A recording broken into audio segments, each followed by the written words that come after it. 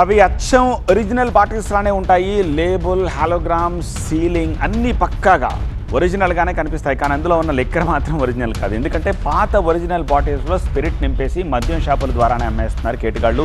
మందు బాబుల గుండెలు గుబేల్మనే ఈ బ్రేకింగ్ న్యూస్ అన్నమయ్య జిల్లా నుంచి వస్తోంది.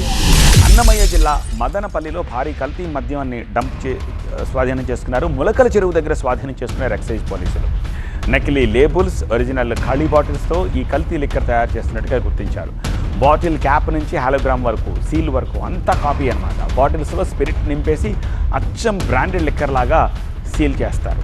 అస్సలు గుర్తుపట్టలేనంతగా నకిలీ సరుకును తయారు చేస్తున్నారు ఈ ముఠా. కల్తీ లిక్కర్ తయారీకి వినియోగించే సరుకు, మిషనరీ వాటన్నింటినీ కూడా సీజ్ చేశారు. కల్తీ మద్యం విలువ ₹1 కోటి ఉంటుందని అంచనా వేస్తున్నారు. హైవే పక్కన హోటల్ని అద్దెకు తీసుకుని ఈ నకిలీ మద్యం తయారు చేస్తున్నారు. 4 ఒడిశా వాసులతో పాటు 9 మంది నిందితులను అరెస్ట్ చేశారు. అరెస్ట్ అయిన నిందితుల్లో ఓ పార్టీకి చెందిన స్థానిక నేత కూడా ఉన్నాడు. మద్యం దుకాణాల ద్వారానే కల్తీ మద్యం అమ్ముతున్నట్టు గుర్తించారు పోలీసులు. క్యారమిల్, ఫ్లేవర్స్, వాటర్, స్పిరిట్ వీటన్నిటిని ఒక ఫార్ములా ప్రకారం కలుపుతూ నకిలీ మద్యాన్ని తయారు చేస్తున్నారంటున్నారు పోలీసులు. అయితే అవి మార్కెట్లోకి వచ్చాక నకిలీ బాటిల్ అని గుర్తించడం చాలా కష్టం అంటున్నారు.